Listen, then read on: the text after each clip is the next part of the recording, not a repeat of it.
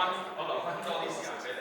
好，咁歡迎大家嚟到我哋雲恩基督教學院雲恩文化連線嘅一個項目叫雲恩文化廣場啦。咁啊上個月有啲朋友都有嚟嘅，其實都我哋呢個係我哋新開嘅一個專針對公眾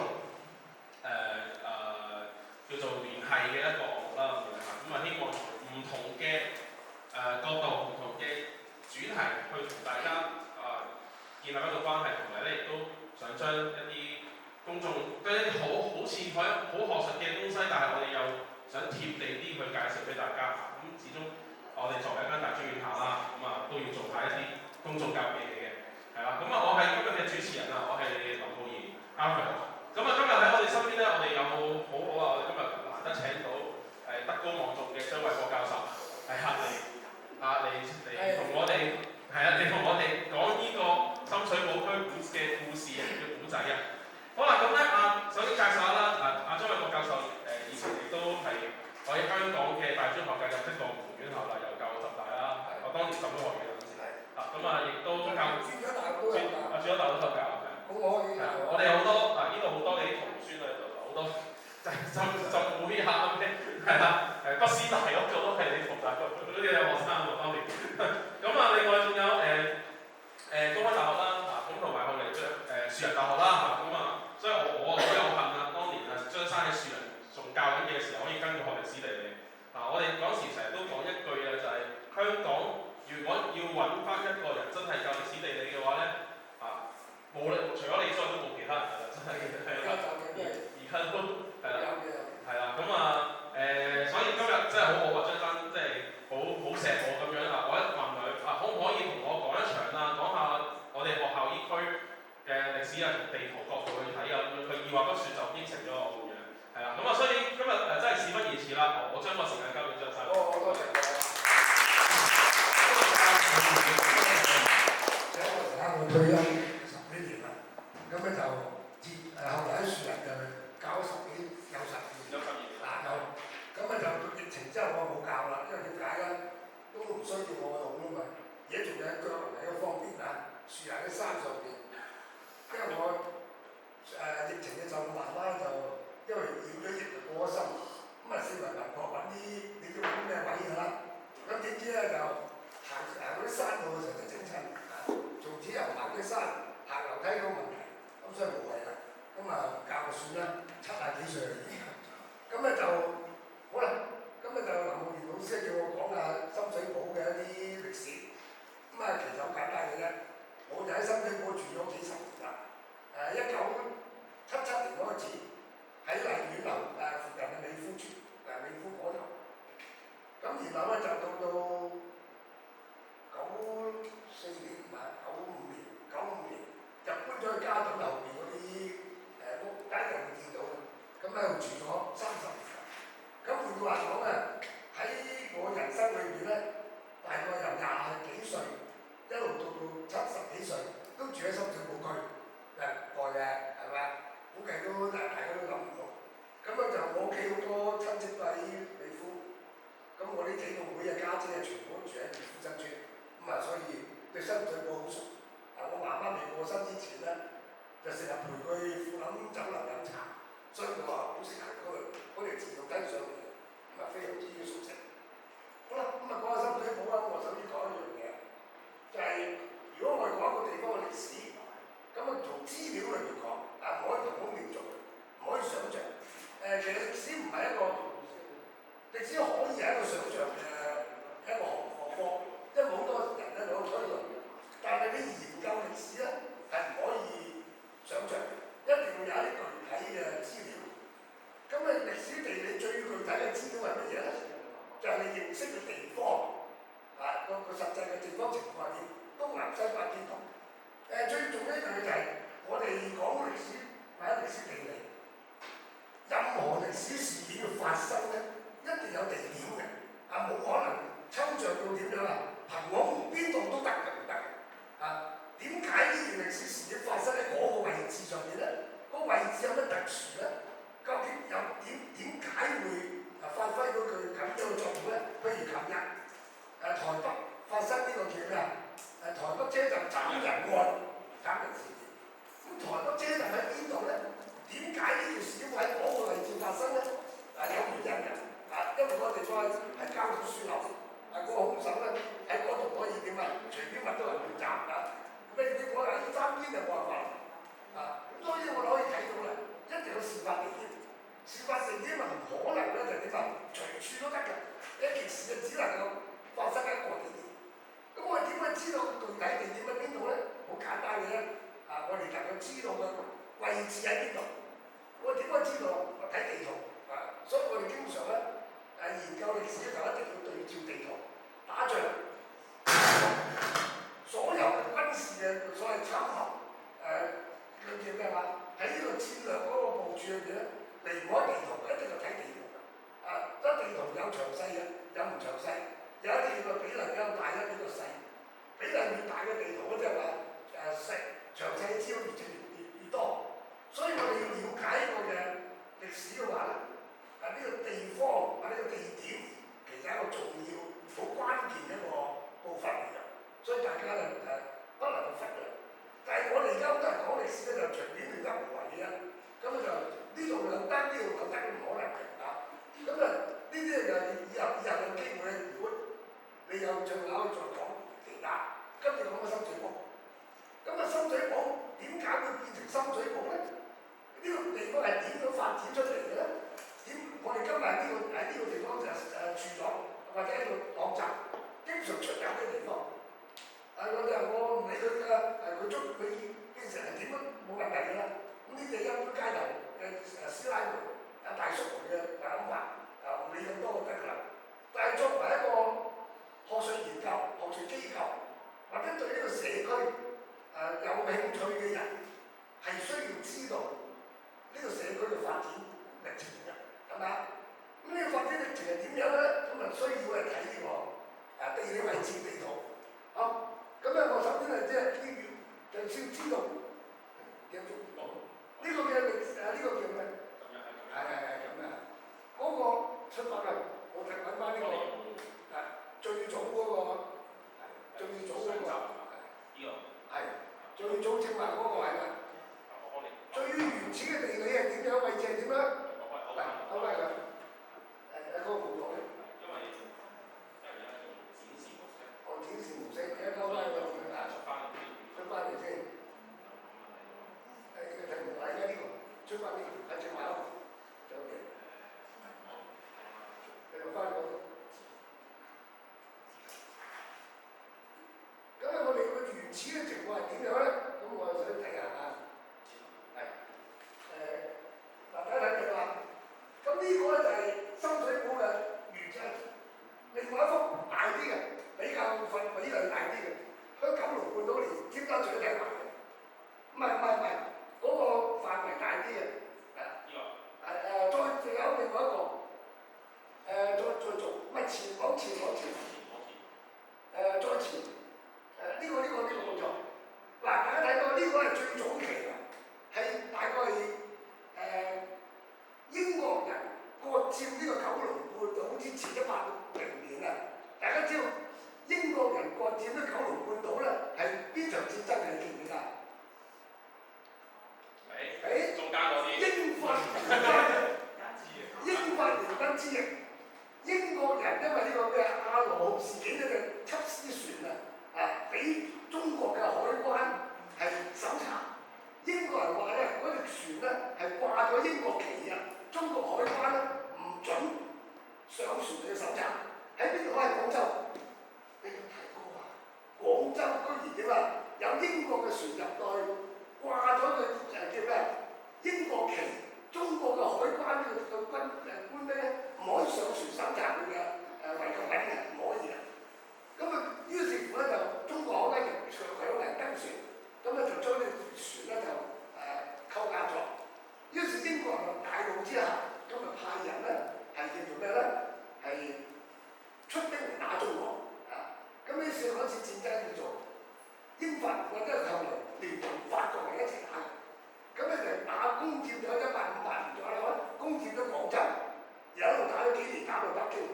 入咗北京之後咧，就火燒圓明園，因為咸豐皇帝走咗走咗去承德。於是乎咧，就逼呢個中國政府咧同啲鬼子大簽訂咗呢個北京條約。咁啊，其中一項咧就將九龍半島割讓俾英國。咁喺割讓嘅時候咧，英國人咧就畫咗一幅九龍嘅地圖，明唔明啊？呢個九龍地圖咧，呢個就係呢條線就係割讓嗰條線。而家呢條線咧有一個叫做咩？係咪街名？起咗條馬路，以前係冇㗎，以前係荒地嚟嘅。呢個地方咧就叫做咧 boundary line 啊 ，boundary 即係咩啊？邊界。所以呢條街咧後來就起咗條街叫 boundary street， 叫做咩？界限街呢度啊。咁啊，界限街以南就係所割讓俾英國地方，以北咧係華界，係中國地方。咁我哋深水埗地方就係呢個地方，華界嚟嘅。咁呢個華界呢個特點啊，大家睇清楚個地圖先啊。呢個地方突咗一個嘅小型嘅半島出嚟，呢個半島叫大角咀啊。呢個大角咀咧，後來英國人佔據咗整個九龍州啦。呢個九龍咧，尖沙咀呢度啦，呢度地方咧就係呢個叫咩？而家嘅海港城嗰度位置啊，呢個位置啊，呢個唔好理佢啦。呢個叫大角咀，大家知啊？大角咀呢個位置咧，後來英國人咧就起咗一啲嘅幾樣嘢，船塢啊，起船塢即係話造船嘅地方，同埋咧儲油庫。後來因為到呢個1930年代以後啊，咁啊逐漸用汽油啊嘛，逐漸用呢個叫咩？火水起油嗰類嘢，呢個就變咗汽油庫。咁啊，呢度有個海灣，大家知呢個海灣。呢個海灣咧有個特別嘅名嘅，你諗都諗唔到。呢個名叫做乜嘢咧？諗唔諗到啊？呢個叫咩名？叫九龍塘。嚇！九龍塘唔係喺呢個嘅叫咩啊？獅子山度嘅，唔係。嗰個地方後來開闢出嚟嘅。原底嘅九龍塘咧係指呢個位置，呢個海灣填咗海啦。呢個地方而家就起咗啲豪宅喺度嘅。呢遲啲仲講下，呢個地方填咗之後，地起咗啲話詩歌舞街嗰啲街道，就係呢個位置，你明唔明啊？呢個地方喺板度嚟拉嘅北邊，呢度有一條村，睇下就講到，呢條村就叫九龍塘村。諗一諗，我睇個地圖話俾你聽，九龍塘村呢條有條馬路，後來啊村到橫過呢個地方咧，呢條馬路咧，因為呢個海灣叫九龍塘。九龍塘個篤咧，所以叫塘尾，所以嗰條馬路個名叫咩啊？塘尾道。大家聽嗰度咩啊？大家去睇下，係咪啊？呢個叫塘尾道，就係呢個海灣嘅篤嘅位置。後來九龍塘村咧喺呢個戰後咗、戰前戰後咗有個拆咗，拆咗變咗乜嘢咧？大家知唔知道呢個地方有個山丘？呢個山丘前幾年出嘅，叫主教山。其實以前咧係啊，以前咧又叫主教山嚟，叫窩仔山。點解咧？上面有一個凹嘅地方，崩塌咗嘅地方，所以叫窩仔。嗰度有條窩仔街，窩仔街後旁邊起咗間天主堂，所以咧啲人俗稱叫主教山。主教山上面有乜嘢啊？有一個蓄水庫，大家可以睇嚟㗎，爭啲拆咗㗎啦。咁啊，所以喺咁嘅情況之下，呢度地方呢條村叫九龍塘村。咁條村而家去咗邊咧？拆咗，變咗警察俱樂部。有冇去過警察俱樂部？有冇去過警察俱樂部？嗰度旁邊有一個以前嘅木球場，而家叫做大坑東遊樂場。以前係唔準中國人去嘅。我細路嘅時候經過全部裏邊，只能夠俾白色皮膚嘅人去嘅啫。我哋係完全唔準入。第一日會講到喺呢度。咁呢個地方咧就係九龍嘅半島嘅割讓地嘅邊界嘅地方啦。呢個係咪填海呢個地方咧，就而家嘅詩歌舞街一帶。等陣你會睇下，去睇。佢咩舉樹街啊、楓樹街啊、大角咀嗰度，呢就係呢個填海區。後來呢個填海區填埋冇第一個俾佢做嘅。咁咧喺呢個地方裏邊咧，你知道華人越整越多，香港島嘅華人都好多，越整越多有幾千人，所以過萬人。逐漸咧，呢個地方嘅人咧需要好多由大陸運去嘅糧食同埋各種物支去到呢個香港島，喺個九龍半島，由呢個地方運來，但係呢個地方冇碼頭。呢個船咧停泊位置係比較咩啊？係呢個係一個叫做咩崖岸啊，岩石為主嘅岸邊，好難泊船，冇碼頭。呢個北邊呢個地方咧叫長沙灣，我哋叫長沙灣。呢個地方啊，長沙灣咧一個大片海灘。呢大片海灘有問題出現啊，黑船泊唔到。呢個地方嘅裏邊咧，第一段佢第一日再放佢嘅片就知啦，有農地啊。咁呢個農地咧，咁呢農產品點樣運去香港島咧？點樣運去中上環咧？於是乎呢度有一個港口，呢個咁嘅碼頭港叫深水埗，因為整個海岸線唯一呢個地方嘅水係最深，可以俾隻船大隻啲嘅船入，如果唔係擱淺。於是乎咧，呢啲船喺個地方開碼頭啦。呢個地方逐漸就形成咗一個咧市鎮，好小型嘅市鎮。情況等於咩咧？你講叫長洲嘅，長洲一登岸嗰啲咁樣嘅小市鎮，一兩條白街。呢個地方叫深水埗，一般人叫如果你唔可以去到呢個嘅楓樹街尾，你可以睇到一條深水埗街坊福利會，草花頭做豆腐嘅腐啊。但係我哋一般人咧俗稱就深水埗，就係呢個地方鋪頭街。所以我可以睇到啊，呢個地方逐漸形成一個小市鎮，深水埗鎮，就係深水埗嘅起源啦。大家明唔明啊？聽過呢個故事未啊？咁啊，所以九龍塘點解九龍塘村後來開發呢個地方嘅時候咧，就將呢個地方嘅豪宅區咧，就稱為九龍塘。而九龍塘村就冇咗啦，影翻隻係我最早嗰幅，但係呢唔係，係啊，唔係呢幅㗎，嗱，大家睇下呢個冇事，嗱，大家睇下嚟啦，大家呢個咧就係咩嘛？係大概90年代嘅，係啊，我咧就攞咗一幅咁嘅地圖。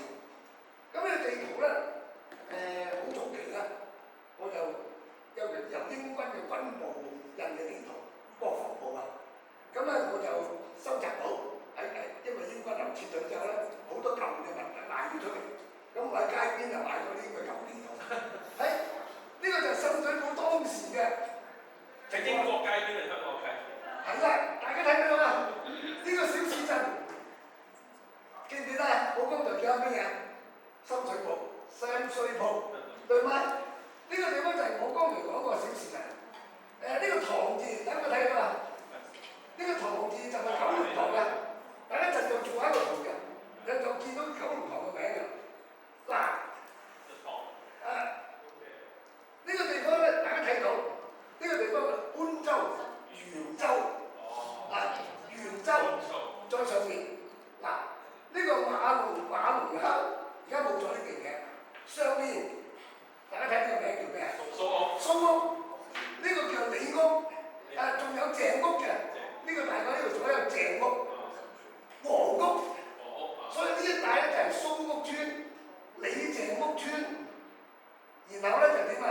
柏樹壟村、馬龍坑村。馬龍坑村，全部呢啲係農村嚟。呢啲農村發揮咩功能？你知唔知啊？種菜啊！啲菜種嚟點用啊？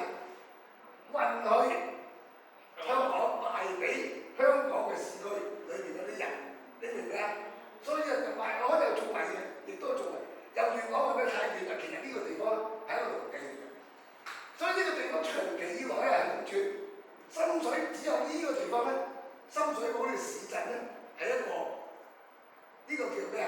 鄉村嘅市集，因為佢個水比較深，所以呢個地方咧係停泊咗好多我哋嘅漁船同埋咧運貨嘅船運去香港。當然仲有一個比較早期嘅農業地區就係我哋旺角啦。旺角一帶咧以前咧就賣。亦都係種菜、種花，同埋咧幫呢個叫咩咧？香港島嘅人咧係做好多染布啊，同埋各種各樣嘅職業事業嘅一個地方。呢個地方就位置比較細啲，冇呢個咁大。嗰個地方而家咧喺旺角嗰啲街道咧反映到嘅啊，通菜街、西洋菜街、花園街、燕寶房街、黑布街，話呢啲地方咧聽就知道係咩嘢，農村嚟嘅。嗰個地方嘅人咧，其實就係點樣？旺角村。咁啊嚟到點樣？係將呢啲地方種嘅蔬菜、種嘅農產品運去香港嘅，但係地方細，香港人口越整越多，呢、個小嘅農村咧供應唔到咁多啊，於是呢個農村地方大，供應。再後來咧點啊？新界再後來而家香港就唔係靠呢啲啦，靠邊度？上咗大陸一路去到寧夏，係咪？去到各度都有，所以佢又好有趣，你知道歷史嘅發展就係咁樣。你睇啲地名，你就知道啊。好啦，咁落嚟啦。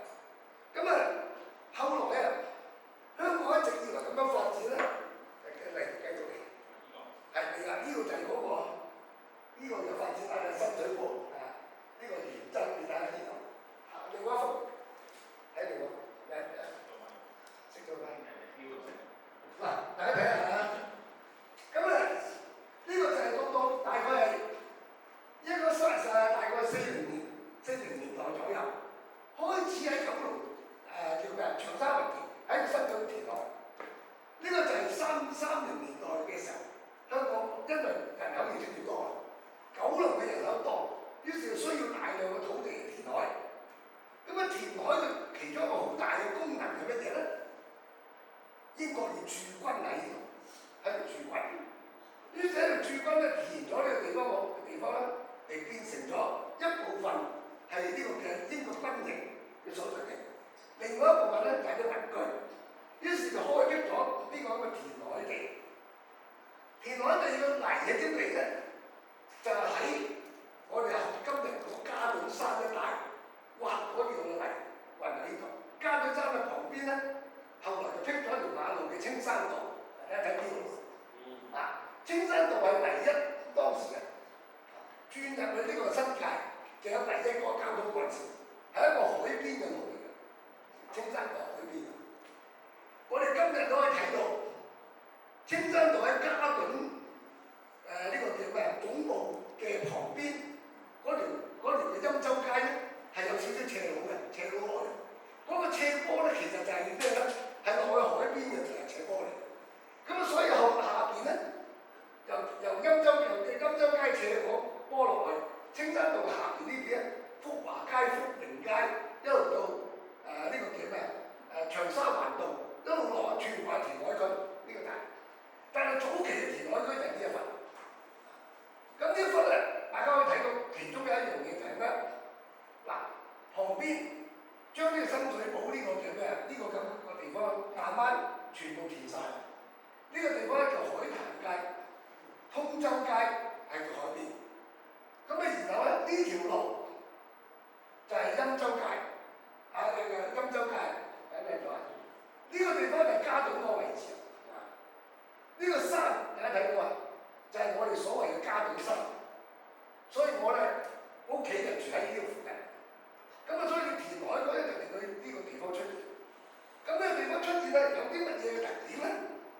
因為呢個地方係後來啊再填，呢、個地方就變成咗一個軍營嘅所在地，係軍營。咁啊，所以我可以睇到呢個咁嘅區域慢慢發展出嚟。好啦，再繼續下一個。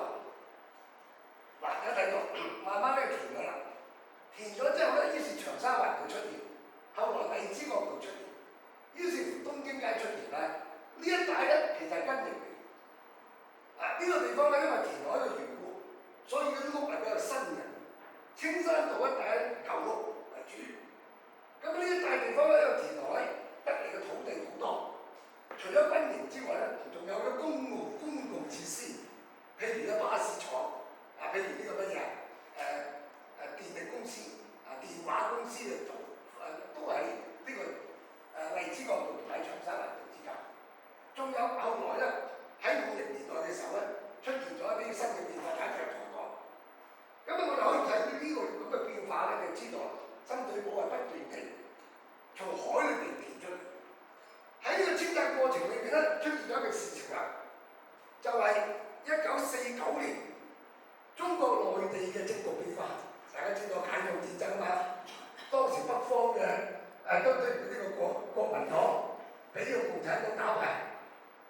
乎咧，好多中國內地嘅人咧唔願意接受共產黨嘅統治嘅人咧，咁啊想話就嚟香港，尤其是廣東人走嚟香港。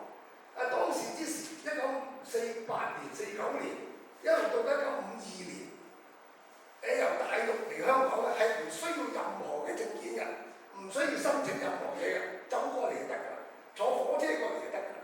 所以因為我屋企我父親咧係廣州人嚟㗎嘛，所以咧西式唔對就走咗嚟香港，走咗香港乜嘢手續唔使辦嘅，嚟香港就照住，即係等於你由呢個咩香港島去九龍半島咁嘅啫，坐火車嚟嘅，乜嘢手續都唔需要辦。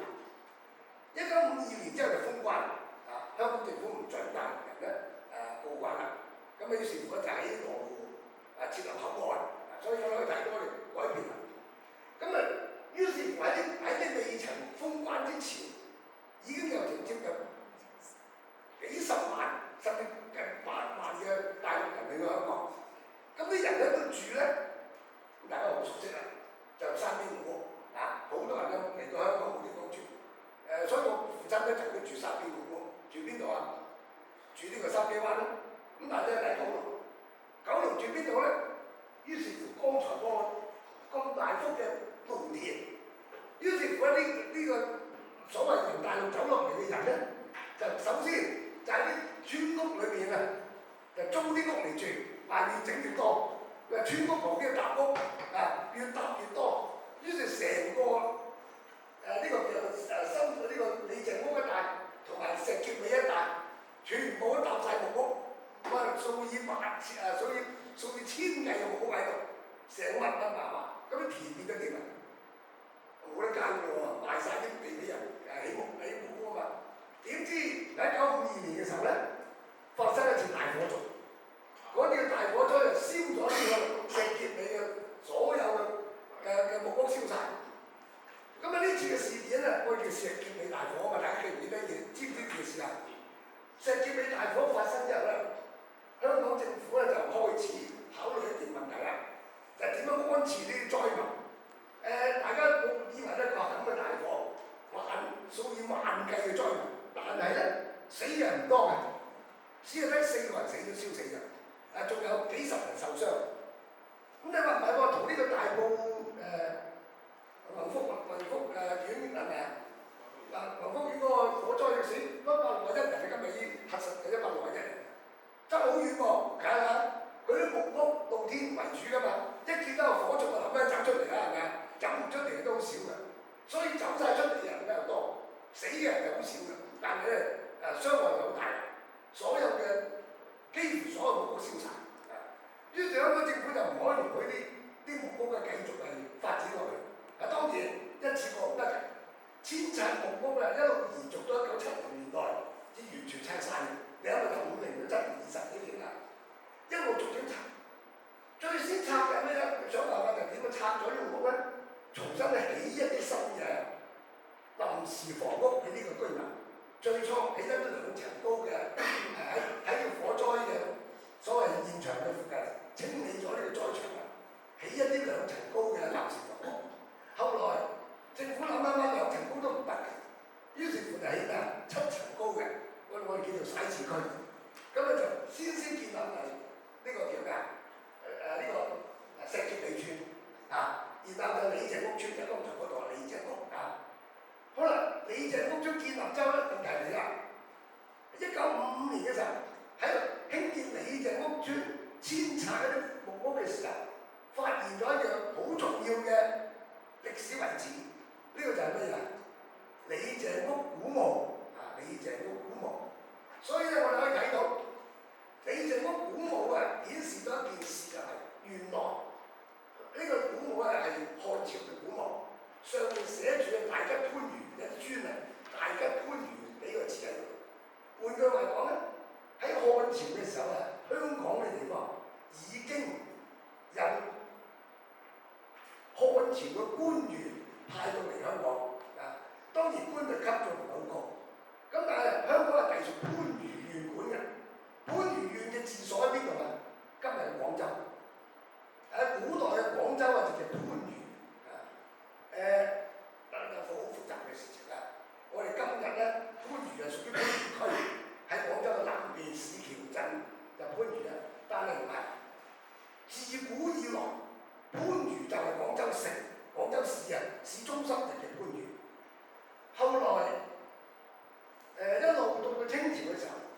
朝已經開始啦。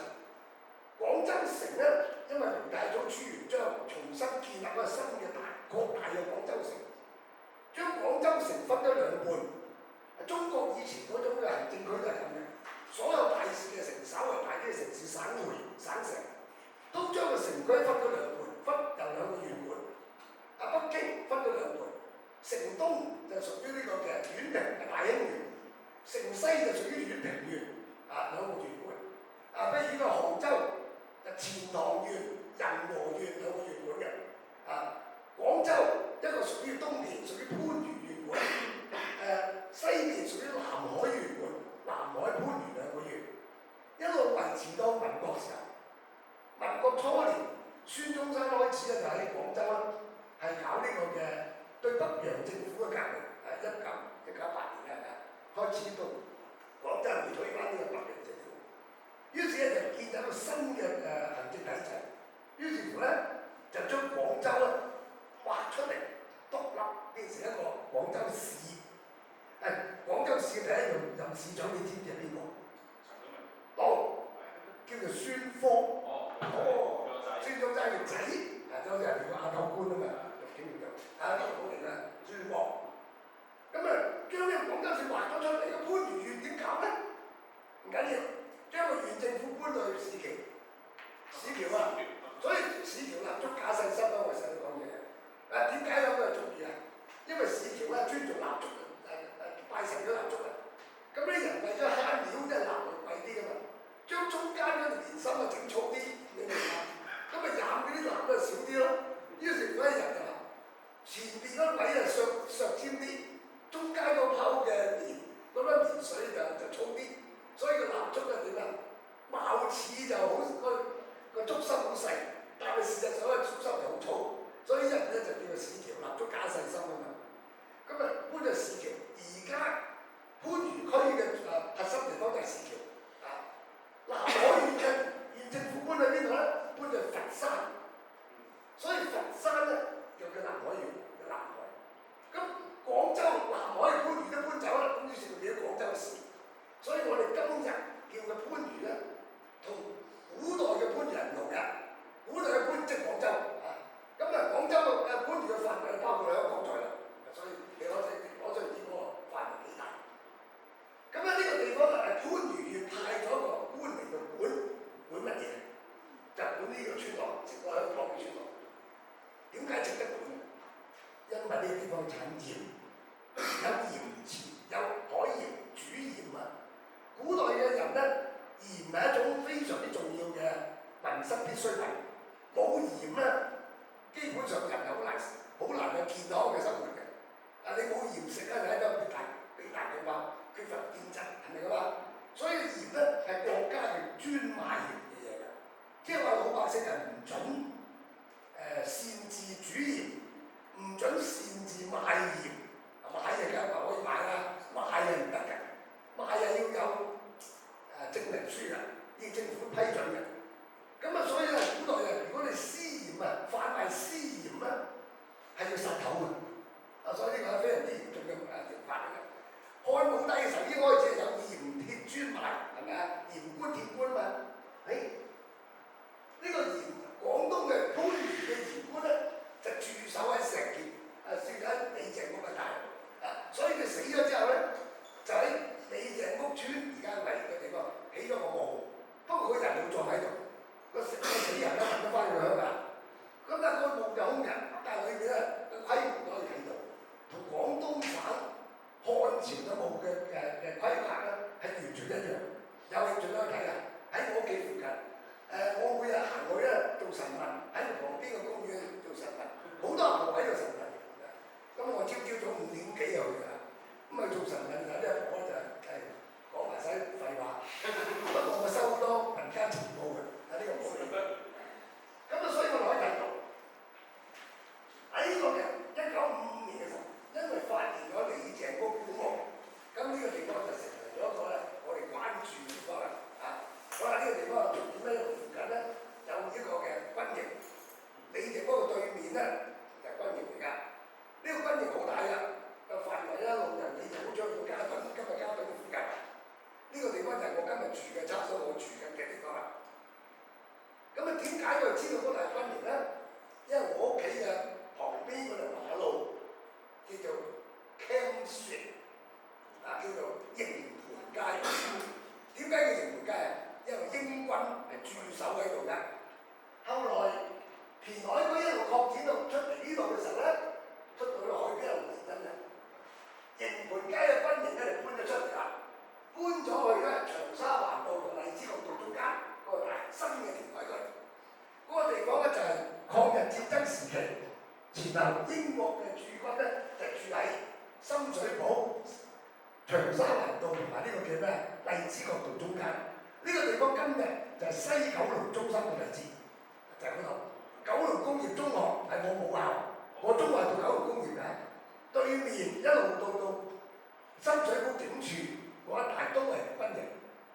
我細路嘅時候，我讀書就喺九龍工業，每日都要過馬路行過去，好長一個軍營嘅鐵絲網，上面有呢個鐵質泥，有啲鐵鎖匙，牆邊上面每隔大概50-60步左右，就有一個好清楚、好大個字嘅牌，寫住中文寫嘅。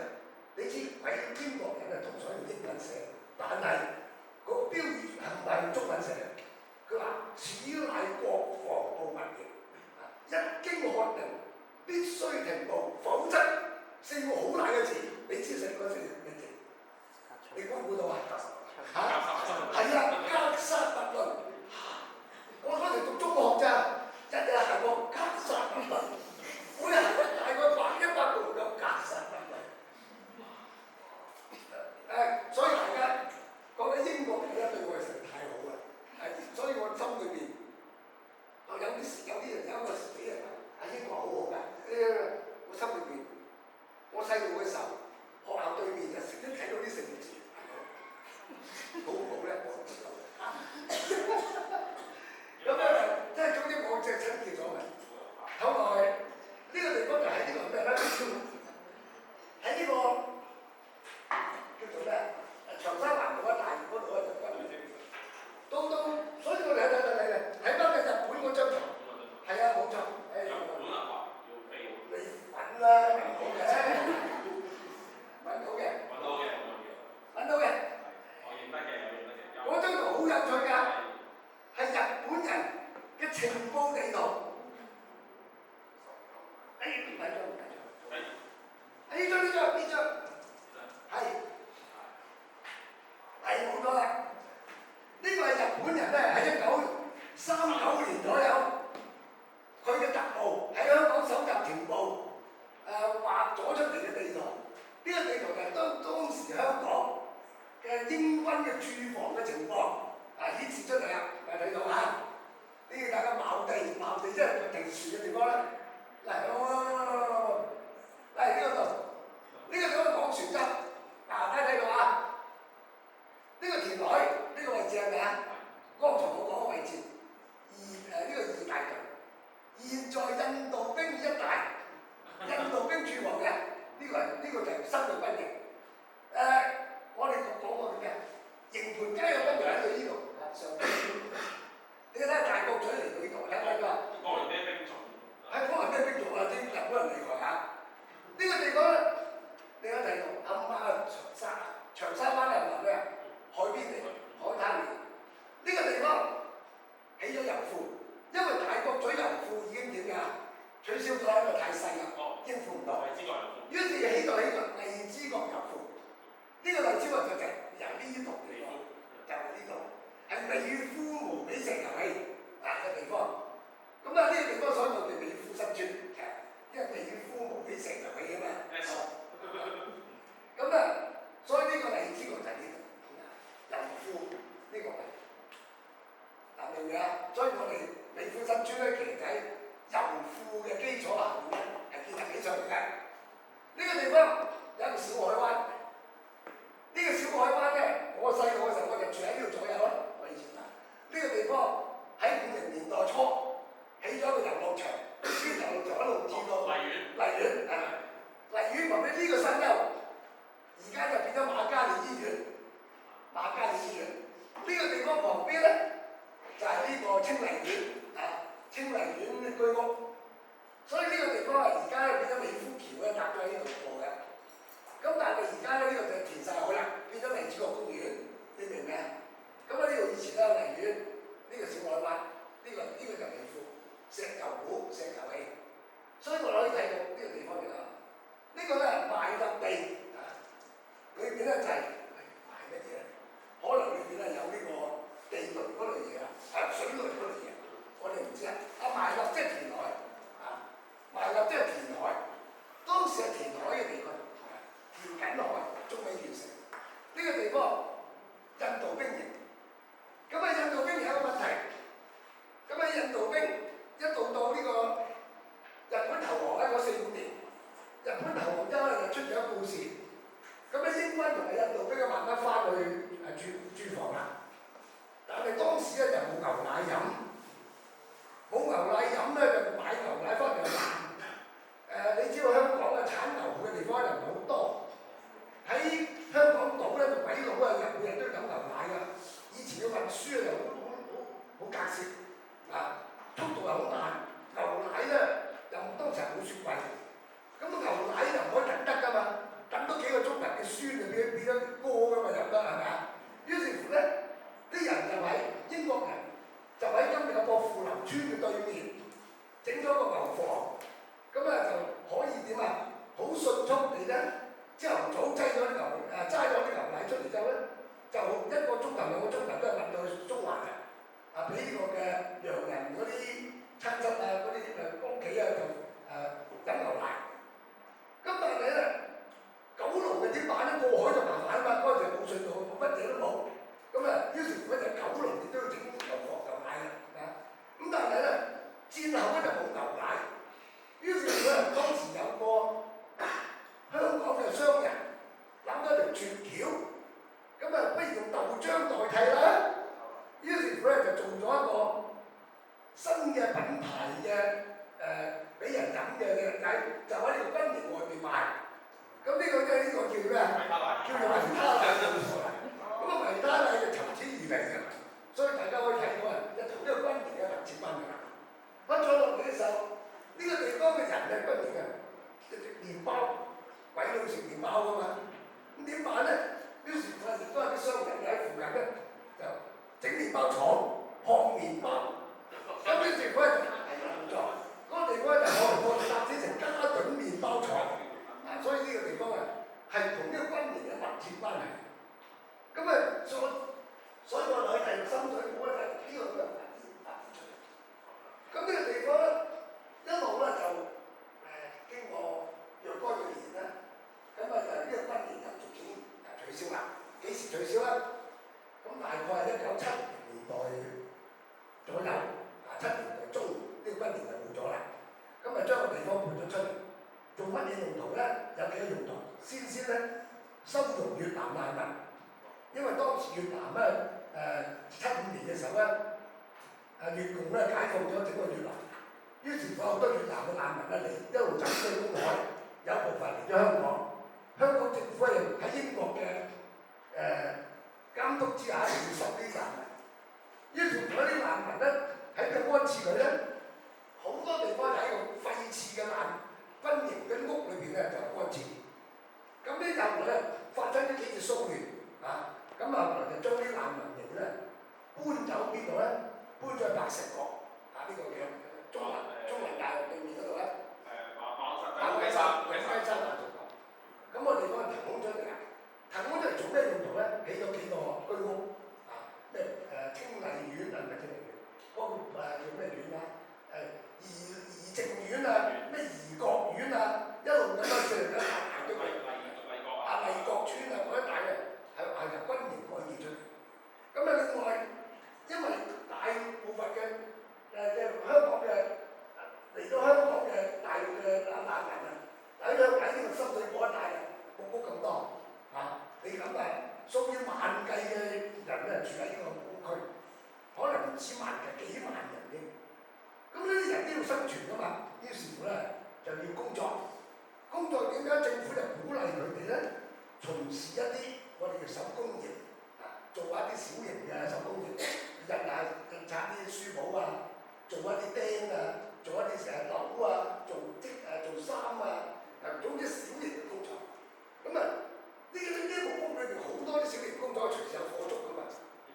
政府就諗到辦法，就逐漸將呢啲咁樣嘅木屋區裏邊嘅小型工廠咧集中起嚟，喺呢個長沙灣道旁邊咧起咗大型嘅工廠大廈，喺嗰度地方就俾啲人喺度咧就從事呢啲小型嘅工業啊。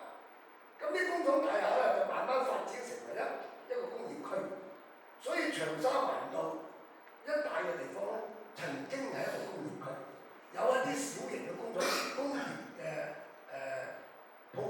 工廠喺度，咁啊呢個工廠大廈。咁但係呢個工廠大廈咧，後來就逐漸就遷拆，因為點解咧？喺大陸改革開放之後咧，好多呢啲工廠嘅老闆咧，一來逐漸貴啦，租金貴，成本貴，工人又貴，於是搬咗大陸做去到東莞設廠。咁啊呢啲咁嘅小廠咧，慢慢維持唔到。咁啊政府都想攞翻嗰笪地，於是就將呢啲地咧，將呢個地方拆咗，變咗乜嘢咧？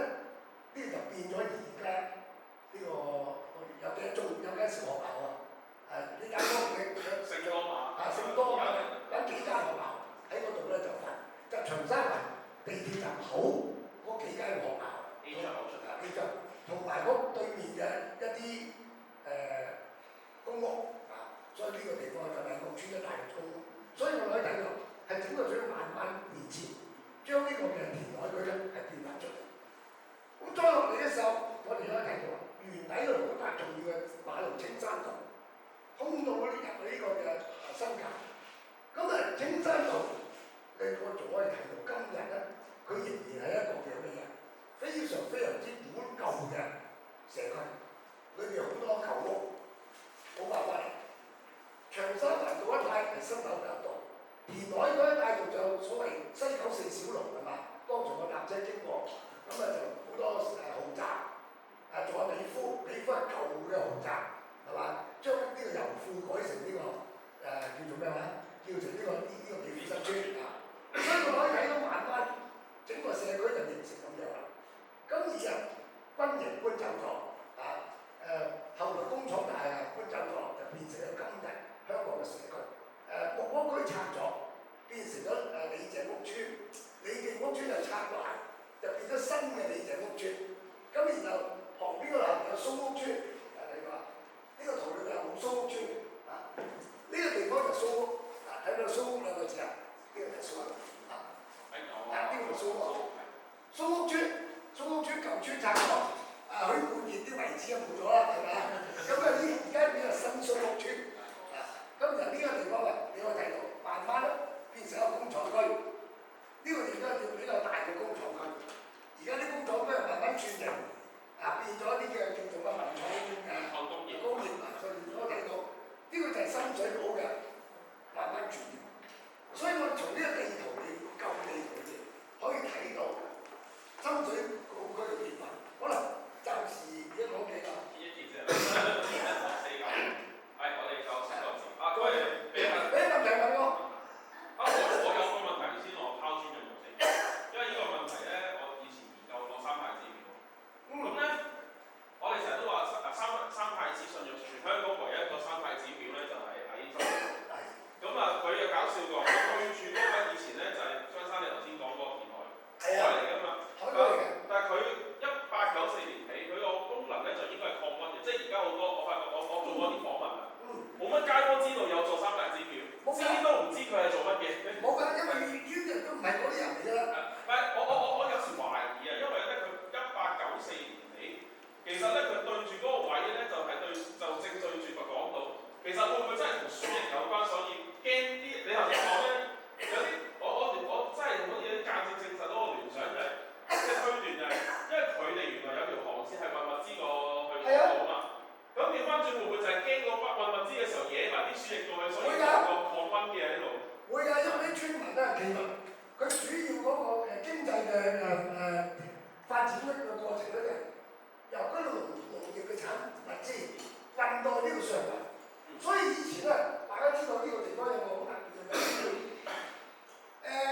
喺呢個地方有條河，咁咧呢個河啊，呢個河咁流落嚟，呢個河流落嚟喺呢條河嘅北邊叫做北河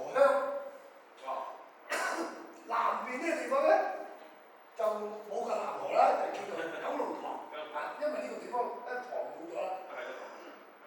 所以呢個北河鄉呢個地方咧就係指呢個大地方。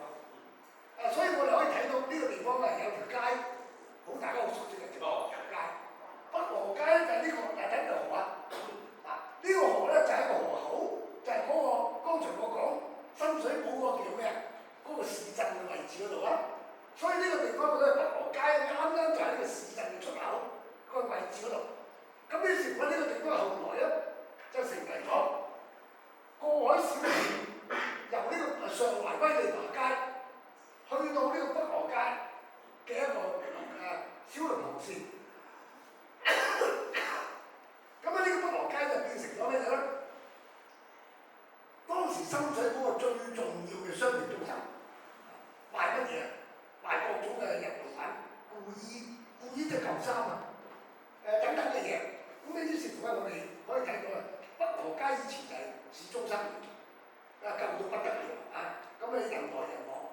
1949年嘅時候，我姑丈喺大陸走落嚟咧，就喺北河街擺攤賣舊衫啊，將一啲人唔要嘅舊衫送埋去賣街賣，好多人買嚟好搶手。咁後來死咗啦，冇計啊！咁咧就於是乎咧就呢個地方可以睇到係咁樣。咁仲有一樣嘢咧，嗰個地方就好賣，嗰個大地方賣成衣，大家可以睇到咧，長街一帶落嚟下邊嗰度咧，無論呢個大油街又好，呢個叫咩話？基隆街有好多賣布㗎嘛，係咪咁啊？就係同呢樣嘢有關嘅。所以呢個北河咧，係喺呢度。呢個後來啊，50年代填海嘅地方，呢個地方咧就種田地，所以呢個地方咧就係軍營嚟嘅，後來就軍營嚟嘅，呢個就係陸軍工程營，就係呢個。剛才我講嗰個叫咩？革新運動就係呢個，就係呢個。以前嘅舊嘅軍營咧就係呢一度，舊嘅軍營。後來呢個地方整咗巴士廠，有幾個巴士嘅維修廠喺度，就將個舊軍營變咗咁樣。我屋企就係呢一堆屋啦，我屋企就係呢堆屋。頭先話張晒個窩仔山，係啦，窩仔山就呢個。窩仔山就係呢個，呢個地方就係以前嘅九龍塘村呢度。你覺得呢個地方大角咀咧？呢個地方就係嗰個咀啊，呢個地方就係填海區。呢側就填海得啦。呢個點解啦？大家睇到呢個嘅詩歌舞街，呢個叫咩啊？菩提街，楓樹街，呢啲街斜㗎嘛。點解啲街道會斜行咧？就係因為填海啫嘛，好簡單㗎啦。所以我可以從地圖咧睇到個過程。呢個地方九龍塘村被拆咗之後，清拆咗之後咧，就變咗警察會所啦，幾隻球場，即係我哋嘅花墟，係我哋嘅居住。咁呢個地方咧就係我剛才講啦，就中國人唔可以入去啦，全部係鬼仔鬼佬。佢呢個叫做馬球場，而家叫大坑東公園。咁點解叫大坑東咧？因為呢條河冇咗條河啦，即係改變形勢改變晒。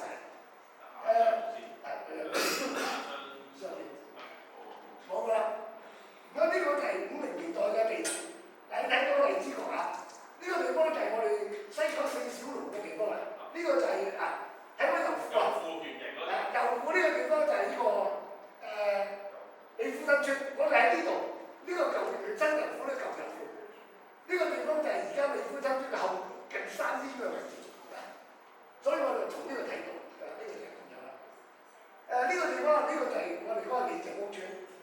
李鄭屋有冇古墓兩個字啊？古墓就喺呢個位置。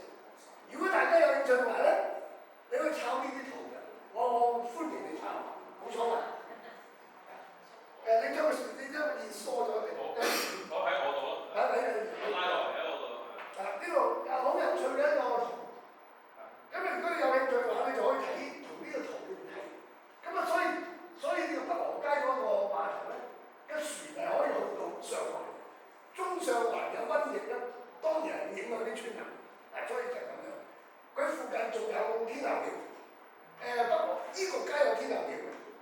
呢個街旁邊邊度咧？呢個放大啲。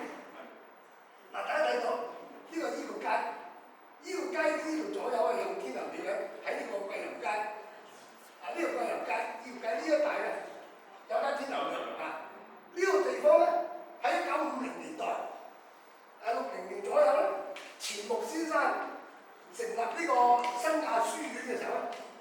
將貴人街大概呢個位置度咧，就變租咗幾層嘅樓，幾層呢個嘅唐樓嚟到建立佢嘅新亞書院，即係而家香港中文大學新亞書院嗰個嘅前身，你明唔明啊？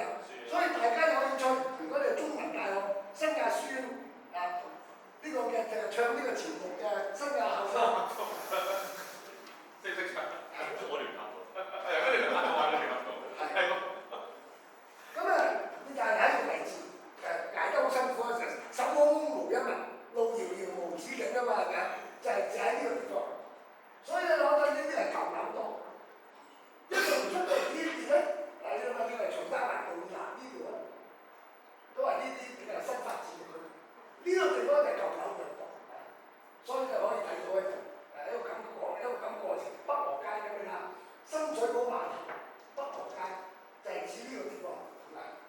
呢個地方以前泊過好多船，啲船咧就運貨去中上環，叫做上環西營盤一帶，就係呢個碼頭。咁所以咧個關係好密切嘅，係咪啊？仲有講到明冰房，冰房嘅冰房，深水埗冰房有冇啊？就係呢個地方啊。冇啦，而家全部變晒新形象。有冇仲有新形象個圖嘅？不過遲啲再印張俾你睇。新啲嘅啫。係啊，新啲嘅仲最比較新。有冇20幾年？嚇？係啊，你我好多㗎，我唔止咁多啊，呢個時間。我仲俾啲公仔你睇添。係邊個？係啊，放呢張。呢個係因為2000年以後嘅，呢個2000年以後嘅填好啊。而家嗰個填海區咧已經係點㗎？基本上定型啦，唔會再改啦。往船洲變咗咁啦，填晒海啦。最近呢個叫咩？兵營喺度，解放軍兵營呢個解放軍嘅前軍事基地，污水處理廠喺呢個位置，波緊啦你。因為我有啲。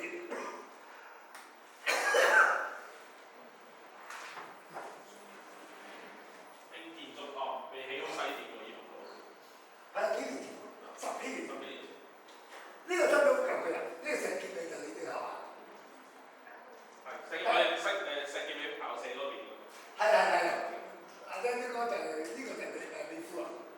美孚油呢個地方油股，呢個地方亦都係有好多油股，係一個戰時嘅戰略基地。所以日本人炸嘅時候咧，美孚係炸埋咗好多炸彈，因為冇乜人。所以就係死人唔多，灣仔死人多，所以就因為有居民。呢個就係美孚而家嘅位置。剛才個海灣就係呢個海灣。填完之後，呢個就係荔園，而家荔園冇咗啦。呢個咧，呢個就係瑪嘉烈醫院。呢個就係清麗苑居屋。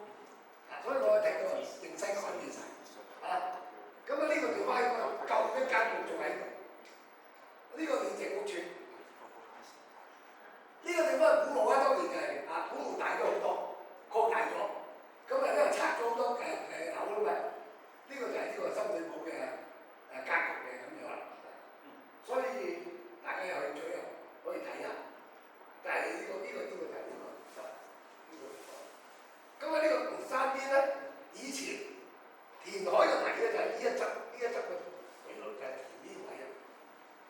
咁所以我哋可以睇到呢個就係香港呢個深水埗區發展嘅過程，從地圖裏邊睇到佢呢邊。好，咁就我睇一啲公仔先嚇，俾啲叫做咩舊嘅圖片嚟睇。我有一個圖片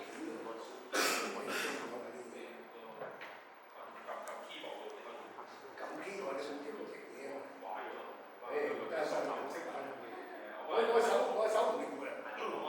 好，你幫我。有咩問題可以問我嘅？飲啖水先，你哋。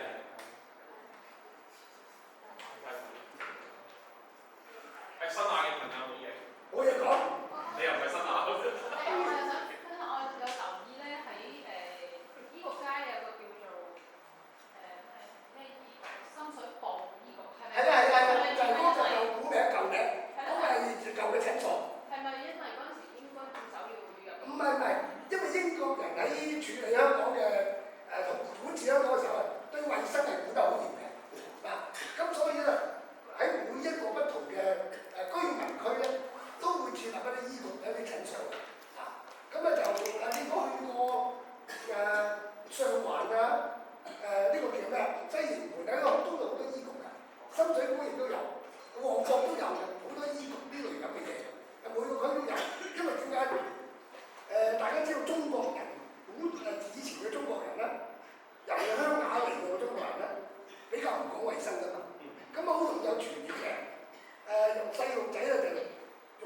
法嚟醫治嘅，好多時會短命會死嘅。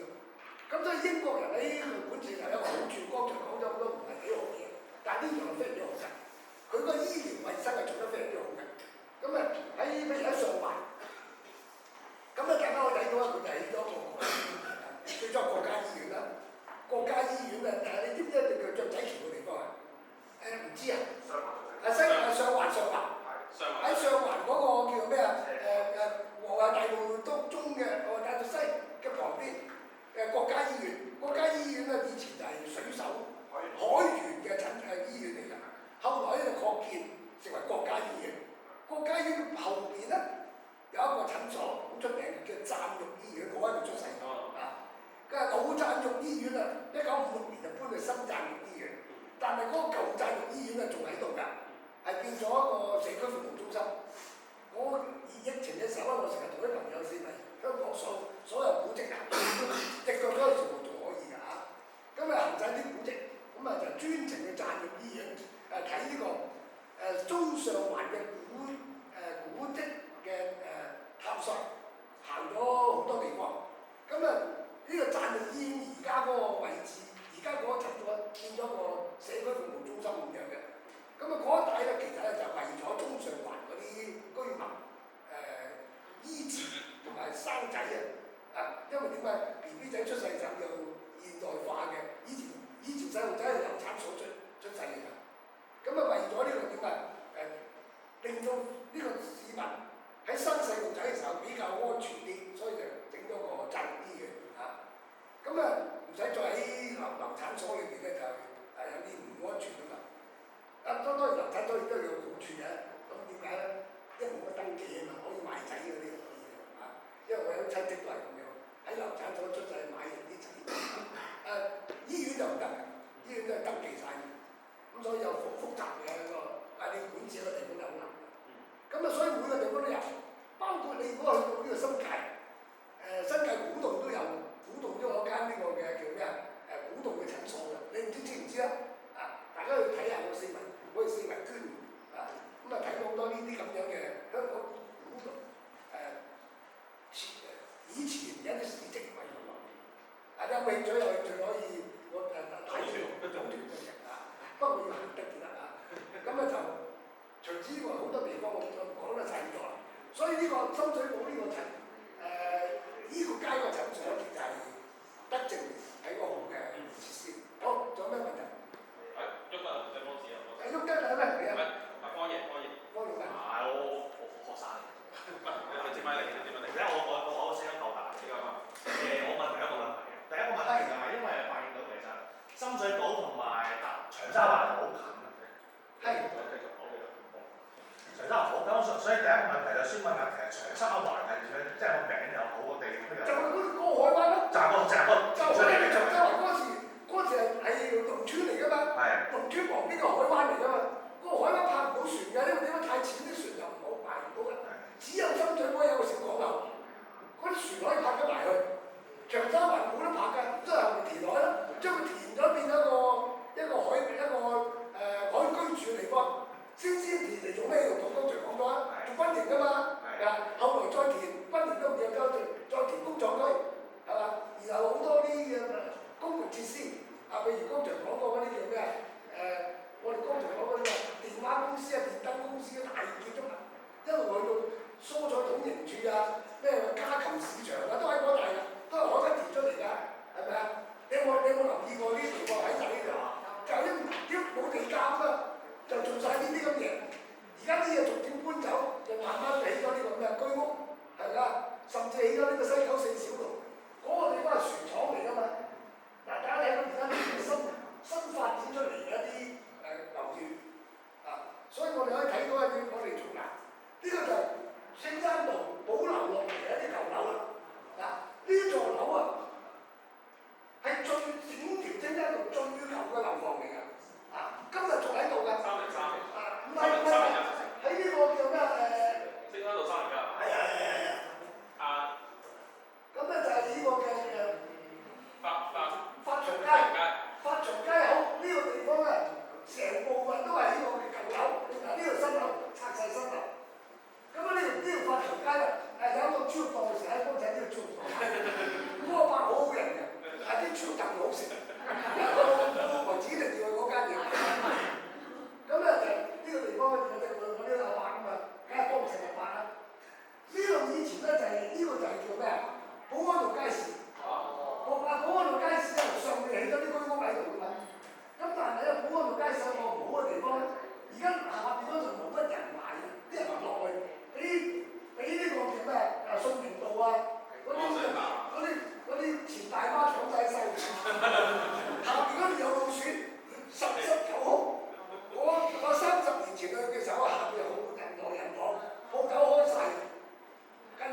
咧完全啊點啊，1/4嘅個島冇開，冚唪唥就係 lift 口嘅地方就有嗰幾度開嘅啊，而且咧佢哋即係靜到乜嘢咁樣。咁啊仲有咧嗰啲老嘅店主一唔做咧，全部係執晒啊！乜嘢啊？如果係 lift 口嗰幾檔嘅啫，即係電梯有嗰幾檔。咁呢個保安道街市以前係咩地方咧？就係以前巴士廠，拆咗之後就起咗保安道街市。咁呢度呢啲屋咧，後邊嗰度咧就係李鄭屋村啊。所以呢個地方你可以睇到青山道仲係一個舊樓林立嘅地方啊。有興趣可以睇啲幾舊片嘅。咁啊，我就影咗唔少啲咁嘅嗱，就係呢個青山道啲舊樓，青山道啲舊樓呢一邊咧。啲樓係新好多，點解咧？因為呢個地方以前海邊，咁啊出邊係填海，填海嘅地方係起嘅樓嘅新啲，呢個就保持咗好舊。係戰後或者戰前戰後嘅人咧，呢個就係青山道嘅一啲景觀啊，就係咁樣啦。嗱，大家睇到呢個就係梅新村，梅新村咧，呢條路叫塘尾路。大家睇到呢條路咧，夾角位嚟嘅，佢唔係垂直位，夾角位。啱啱梅新村就喺個夾角位。剛才講點解梅新村呢個位夾角位，塘尾路喺度夾角位唔係垂直咧？就係因為嗰個地方係個填海區，你明唔明啊？係一個海灣。個海灣咧，其實就係我哋而家就唔叫九龍塘，以前係叫九龍塘，就係嗰個海灣。呢個位就係嗰個村。係啊，呢個夾角位。呢個夾角位係邊個嚟㗎？交叉點嚟。係交叉點嚟㗎，即係雷生春。雷生春而家係做緊啲咩㗎？而家就俾浸會大學中醫學院過嚟做咗診症嘅地方，中藥研究嘅地方。呢個就係有問題啊？有咩問題？你好，我見你成個研究用咗好多唔同嘅地圖作為研究。係。咁我想問啲地圖用邊度揾到啊？嗱，有幾樣嘢，第一樣嘢，係。我40幾歲啦，我收集嘅能力係強好多嘅，因為好早期買，我仲可以買到1930幾年嘅廣州市街仲圖添，我手上仲有，我仲有民國時期嘅北京市嘅都仲有，你哋買唔到嘅，而家好貴。我以前我唔知我哋仲有啲。另外仲有一啲書籍喺啲書裏邊係揾出嚟嘅，所以難嘅佢係。我過俾你，嗰張有本嚟㗎，你喺邊度揾㗎？喺一個叫咩《冰康方》嘅書，叫做《香港地圖繪製史》裏邊引出嚟嘅。嗰本書而家以前買咧就喺地圖銷售處有賣，真係捐窿捐而罅。家冇得執咗。有啲地圖都係捐窿捐罅咁樣咯，機緣巧合。機緣巧合，機緣巧合。我資歷比較深，啊，正。所以將啲軍地圖今日買翻嚟。嚇將啲軍地圖今日買翻嚟。邊張啊？ 1950年左右嗰張。我喺嗰啲賣嘢啦嘅地方買。嘢翻嚟翻。你知唔知叫嘢啦？我知即係話以前啲軍營執咗之後，咁咧嗰啲人咧就將啲軍營裏邊啲物資咧賣咗啲收買佬，收買佬咧就喺街邊開咗啲檔口，嗰啲檔口啲木棚啊、竹棚咁都喺啲檔口，乜嘢都有賣，衣櫃都有㗎，軍人嘅衣櫃椅，你知鬼佬啲衣好抵死㗎嘛，好闊，街唔到後邊啲鬼佬肥死我啦後邊，如果話我哋唐人坐咧，後邊街唔到背脊，佢點搞咧？如果你寫字樓淨係坐嗰啲椅啊，後邊都唔知點算。咁所以咧又闊，後邊又深，坐喺度都唔知點算。咁啊，但係嗰啲米都好啊，好就咁，好強嘅，好叫咩堅固㗎。點解咧？全部用柚木做嘅。柚木點解？因為緬甸喺戰前，緬甸係英國殖民地，所以咧緬甸嘅柚木咧係運嚟做呢個嘅家私嘅，係啦。咁啊，所以咧英國嗰啲軍營啊、公務員嗰啲嗰啲叫咩話？寫字樓啊，就用晒呢個緬甸嘅柚木嚟做佢嗰個嘅家私嘅。好啦，佢翻去英國，個軍營拆啦，嗰啲嘢大俾收買佬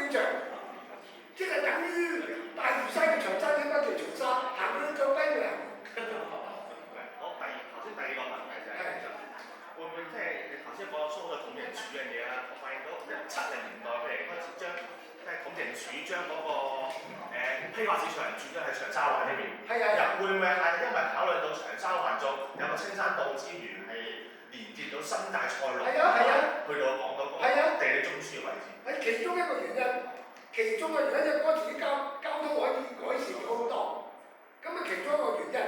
咁但係咧，亦都因為長沙灣係嗰地係唔需要，因為佢填海地嚟㗎嘛，唔需要搞好多複雜嘅業權嗰種嘅叫做咩改變啊嘛。而家政府嗰陣時咧，你要改變啦，邊個有人管啦？區議會點解冇區議會，冇人會出聲㗎嘛？鬼佬簽咗個字，冇人會反對嘅。話英文寫過邊個反對？所以當時係咁㗎。我哋就我哋嗰陣時讀書係有英文寫嘅嘢就係個唔會寫。係啊，冇睇，隻超，你話乜啊？你話乜就乜啦，當時就係咁樣㗎。我哋細路嘅時候啦，你哋唔知啦，我年紀大好多，我做緊你爸爸有近嘅，我做緊你爺㗎啦。好啦，繼續有咩問題？如果唔係繼續睇喎，睇公仔啊！睇公仔，呢個就睇睇其他先啦。嗱，呢個我就喺明愛醫院啊，望落嚟嘅青山道啦。明愛醫院望落嚟嘅青山道而家變咗咁樣啦，你睇呢條青山道，呢條青山道，呢度就要後埋一變成新舊混雜。今日嘅青山道，叫咩啊？新舊混雜，咁啊同以前又唔同啦。呢個就係青山道嘅其中一節。咁啊，仲有啲舊樓嚟住。係啊，呢個就嚟拆掉㗎呢個。我諗到時冇咗呢條街㗎。冇㗎，可能冇㗎，冇條街。線嚟嗰條都話經過。冇㗎啦，冇㗎啦。應該冇。嗱，呢個而家啲咁，堅持死啊嘛，堅持死啊嘛，冇㗎。呢個就係60年代嘅建築啦，60年代所以點解會咁咧？因為60年代咧開始有電梯嘅，喺50年代嘅時候就未有啲嘅，啲好昂貴啊！嗰陣時嗰任何大廈要起一座升降機咧，個成本係高到你想象唔到嘅。咁於是乎咧，我哋以前嘅細個嘅時候冇 lift 㗎嘛，係咪？呢度我爸爸咧就帶我哋去中環嘅寫字樓嗰啲地方咧搭 lift，嚟到咧就作為一個節目。嗰時佢幾歲大嘅，所以咧我想知搭 lift 係一個。後來咧，因為啲即係嗰個自動電梯嘅平咗啦，政府規定啊嘛，超過7層樓嘅一定有 lift，7層以下嘅樓咧係唔需要有 lift 嘅。而家老人咧大件事，你起到高嘅樓咧，根本就係點啊？冇 lift 唔得，所以咧嗰時有 lift，所以起到咁高就係咁嘅原因，行死佢都係。咁就點解唔起再高啲啊？嗰時嘅建築能力冇起咁高，最高都係起啲嘢。後來再突破嘅時候，到70年代中咧就開始起啲10幾層啦。所以到我哋喺幾年嘅時候咧，香港最高嘅樓係邊座？你知唔知啊？係中文渣打銀行，中文渣打銀行14層高，已經係超高㗎啦。喺香港嚟講，後來康樂大廈嗰啲已經係到80年代初先起㗎。康樂大廈後㗎啦。咁啊，但係再後嚟高就合和中心嗰啲嘢就更加高啦。而家越整越高到我唔知邊間。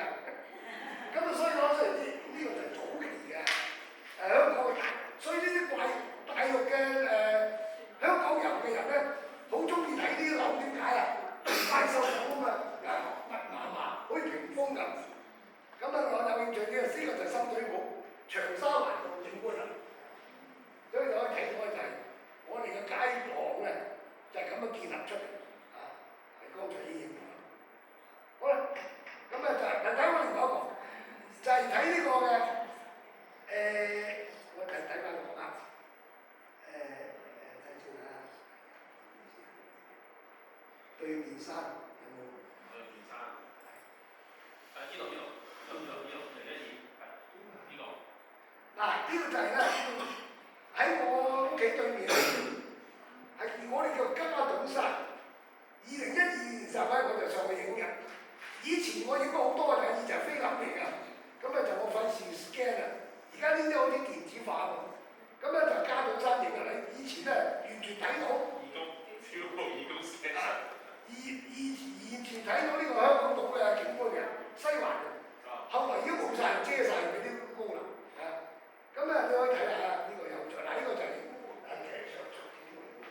經日就住喺呢啲樓，叫做上下里屋村，而家叫落地花園。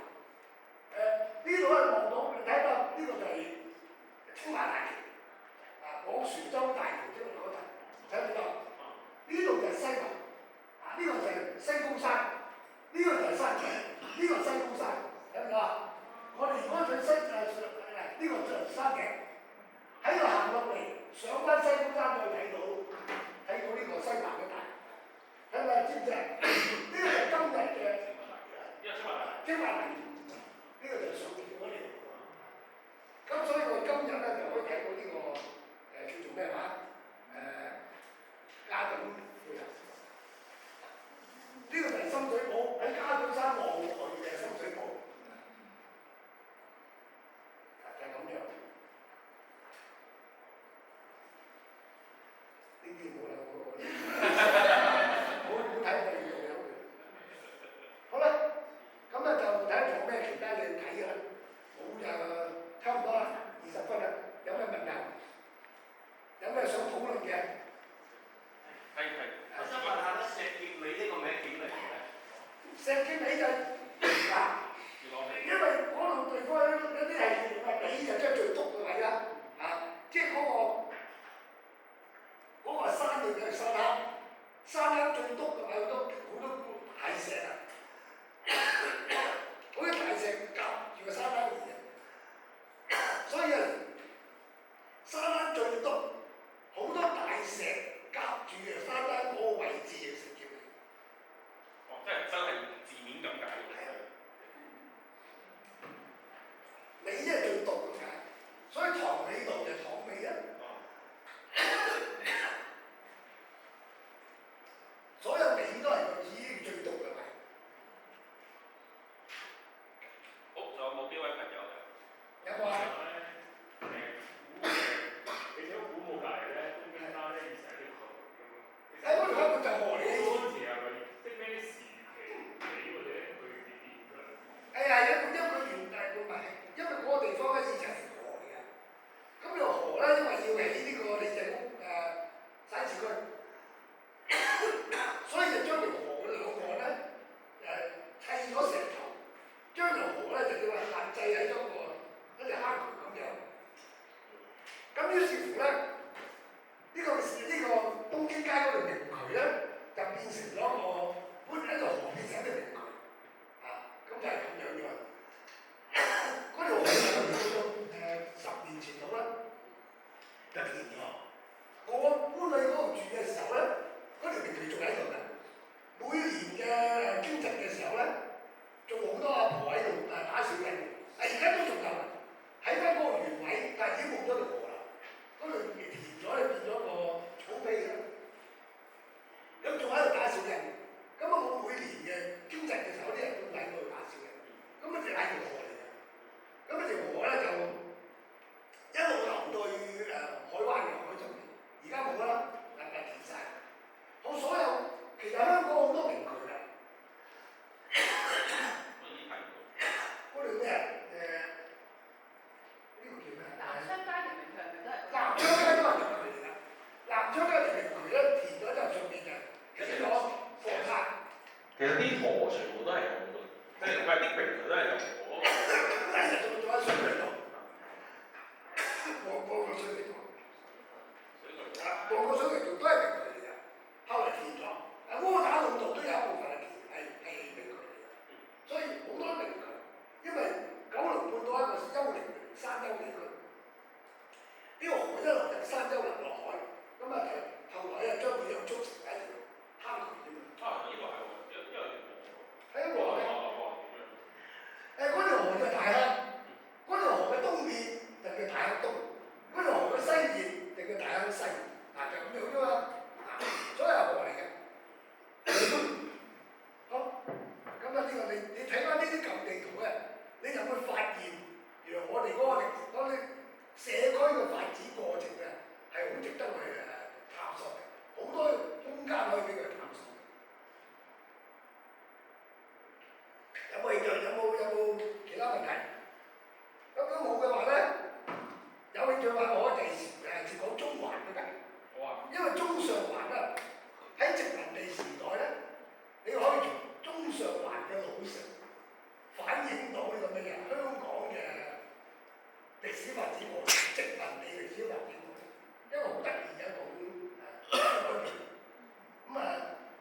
處都係。尖沙咀有好多有趣嘅歷史史蹟，咁有興趣你可以咧就整一個系列都得。好，咁就有咩問題？呢個就有興趣。呢個因為係我美國喺呢個1944年嘅時候咧，準備轟炸日本。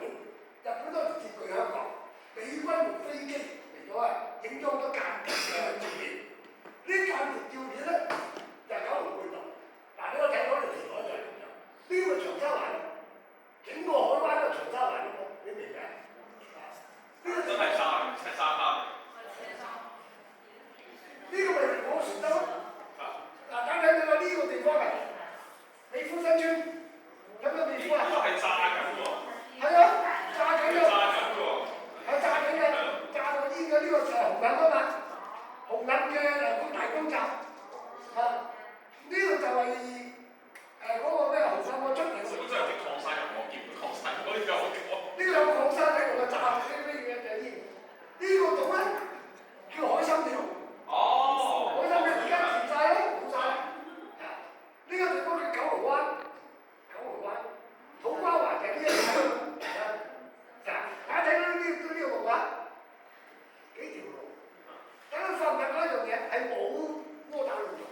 窩打老道得呢條路嘅啫，呢度冇嘅，因為沙田就入唔到去，沙田冇入到。仲有都見到啲村。九龍塘仲唔係未係九龍塘嚟嘅，仲冇豪宅嘅。四幾年嘅時候，43年、44年左右，九龍塘仲冇豪宅，見唔到嘅。呢個就係填海區，就係軍營嗰度。呢個就係美孚，呢個就係咩啊？係木屋嘅長沙灣，真係有海灣嘅。連屋都冇，只有啲做船廠嗰類嘅。呢個就係早期嘅香港。我其實仲有一個有趣嘅嘢就係、我前呢個睇睇美孚，呢個美孚嚟㗎啦。點解你呢個碼頭就係啲石油運去嘅時候運石油嘅碼頭？呢個就係嗰個而家嘅荔枝角公園，荔園就喺呢度。大家睇到呢個就係瑪嘉烈醫院嘅位置，瑪嘉烈喺呢度。呢個地方咧就係葵涌貨櫃碼頭位置，填晒佢啦。所以呢個地方就係香港嘅。好明顯嗰啲油庫。呢個係一個做船廠，呢個有幾個做船廠喺度，一個咁嘅格局。青山道你睇，幾孤獨，一路因為就係呢條咁嘅路。去到呢個地方咧，呢度上石禁嗰啲。呢個大石禁，呢個地方係葵涌一帶咧，喺50年代嘅時候咧，就有幾個片場喺度嘅。其中有一個出名嘅華達片場，據說係徐達華開嘅片場，因為賭輸咗賣咗俾人，咁好多粵語片就喺華達片場嘅拍攝嘅，尤其是嗰啲武俠片，咩武林聖火令仙樂神針嗰啲叫咩如來神掌都係呢個華達片場就喺呢個位置度，而家變晒工廠區。所以你從呢個衛星圖片，呢個英國人喺戰後4-5年之後拍嘅衛星圖片。我仲有一個好有趣嘅圖片嘅，前一輪我喺坐飛機，夜晚由呢個咩嘢？睇下邊圖先，由成都嗰啲咩坐飛機翻香港。個飛機繞過香港島嘅香港全景嘅上空，全景喎，哇！影我啱啱個位咧係冇機翼嘅，仲有嗰日天氣好晴朗，我哋影咗好多叫咩咧？係香港嘅燈火輝煌嘅夜景，高空影落去，一路影到澳門都影到，連澳門都影到我厲害真係我喺個跟住唔知係睇翻個喺度睇，但係呢度要睇翻個觀眾。呢啲唔係好多買嘢。唔知會話。呢兩個學同我講，係就喺旁邊要寫書用。哦，呢個，頭先係咪有呢個單嘢？係呢個，係呢個啊！呢個哇，其中一個好靚嘅先係。嗱，喺個香港島嚟㗎，呢度就係由呢個西環，啊唔係，呢個就係太古城嗰頭啊！太古城一路，你抄你得我電腦俾你抄，冇所謂。呢環嚟㗎，一路沿住呢個東區走廊，呢個就係西環，一路呢個機場，睇唔睇機場啊？呢個就係呢啲位係迪士尼，有冇迪士尼啊？呢度就九龍半島。尖沙咀，呢個就係嗰個西九故宮個位置 ，M+ 博物館個位置呢度。呢度就係呢個位置就係我哋講嘅深水埗嗰頭，你明唔明啊？由呢個嘅太古城嗰頭一路影過去，你另外仲有一幅影到乜嘢？影到澳門嘅，我揾下先。嗱呢個就你睇下幾個條海。呢個香港島啦，唔使明啦，呢個香港島啦。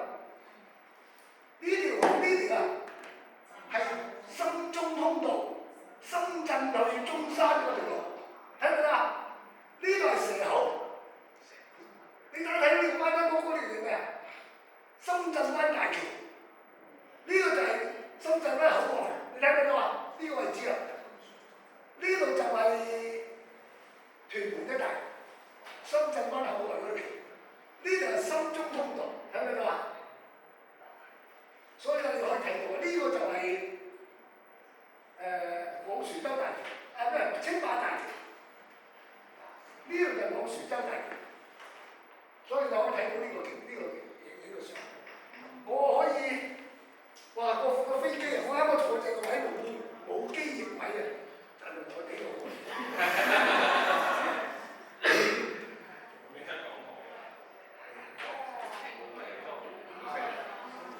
哇！呢個睇到呢個係尖洲，呢個係摩星嶺。摩星嶺嘅西環，斯基尼地城，九龍半島。嗱呢度係中環，睇到啦，中環好長。呢個就係中國銀行大廈，中銀啊，睇唔睇啊？完全好靚，呢個山頂嚟嘅度。裏面係天台。呢個天台，呢度就係觀塘嗰條，所以我話呢個真係我居然可以好啦。好有2分鐘啦，睇有冇朋友仲想有問題嘅？如果邊個啊？林浩賢你可以抄嘅話，我俾佢抄。我冇所謂嘅，等你落去個咩？等落去個幾？我斬拉咯，斬拉。你冇拉落去咁多，我私人知嘛？你都拉嘢，你都有拉嘢嘅話，邊個 folder？頭先嗰個。但係我呢個散裝嘅呢個，就好幾張嘅啫。我轉頭啊，轉頭睇下。我 send 俾你，你send 我。我冇拉你將我啲嘢。佢哋今日嗰啲地圖已經唔使叫我得，今日嗰啲地圖。我遲啲就一次過俾我。好，有冇邊位朋友有問題？想問嘅好，或者可以完咗嘅時候，我哋再繼續啦咁樣。係阿張生幾時做節目啊？古今風雲啊？幾時睇？星期2。如果仲想聽張生講古仔咧，就要留意香。星期6有得講。係啊，香港電台第1台古今風雲咁啊，同阿譚家齊同埋一齊老師一齊係嘛？仲講緊利馬頭。講利馬頭係啦。好咁啊，今日多謝張生，我辛苦。好啦，咁啊，首先咧，先拜託大家啦，活動完之前咧，幫我哋去填一個回應表先啊。咁啊，我哋嘅香牌亦都有一張紙啊，咁啊可以近啲嘅，可以 scan 到個 QR code 嘅咁樣啊。咁啊，另外啦，第2樣嘢就係你哋嘅填回應表嘅時候咧，我係做一啲儀式嘢先啦。係咁啊，亦都有份紀念品賜送翻你張卡嘅。我多謝。係。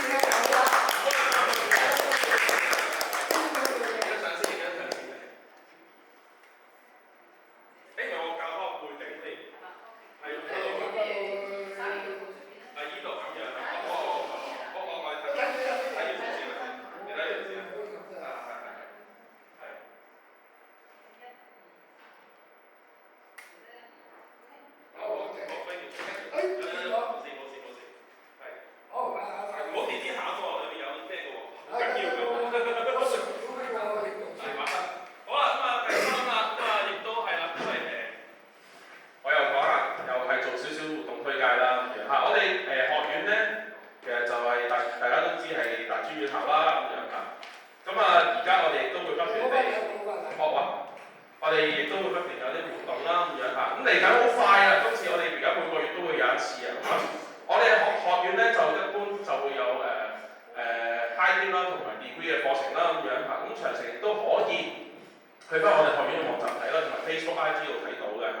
咁另外啦，就係我哋嘅文化連線啦，每個月一次活動啦，嚟緊好快啦。下一場咧，其實1月10號啊，我哋就有個中華文化及國史教育系列第2次嘅活動。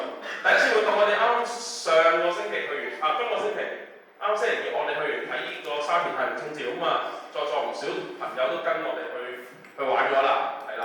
咁啊，其實好快咁，其實某程度上係接住個太平清醮嗰個啊，因為都係講客家文化。今次咧會請邊個咧？Poly 嘅朋友啊，我揾咗阿劉繼堯嚟，劉繼堯博士嚟幫我哋講下呢個客家文化，但都係以佢嘅講座 style 係唔排除同好大機會會即場演示下啲武術嘅，佢可能忍唔住手，係啦，咁啊，咦阿張生有冇教過浸大，以前浸大嘅，係啦，哇係，咁啊有興趣嘅朋友咧，係啦新鮮滾熱辣呢幅 poster， 尋晚正式出爐。